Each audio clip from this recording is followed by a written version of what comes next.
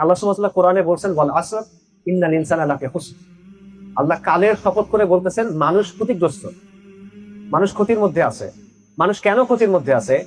কারণ যে সময়টা তাকে দেয়া হয়েছে এই সময়টা সীমিত। এটা একটাই চান্স, এই সময়টাকে কাজে লাগায় তার নিজেকে আখিরাতে বাঁচাতে হবে।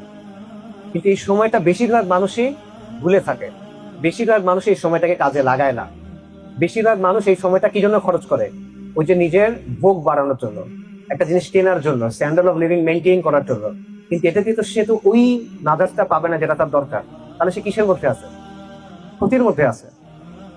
উলামায়ে কেরাম মুফাসসিররা এটা ব্যাখ্যা করার সময় বলছেন যে আল্লাহ সুবহানাহু ওয়া তাআলা সূরা আসরের আলোচনায় তারা বলছেন যে মনে করেন ব্যাপারটা হলো প্রতিটা দিন হলো একটা ঈদ, যেটা আপনি দুনিয়া থেকে নিয়ে আখিরাতে রাখতেছেন, এবং ওই দিনটা আপনি কিভাবে খরচ করতেছেন সেটার উপর নির্ভর করবে আখিরাতে আপনার বাড়িটা কেমন হবে, কোথায় হবে।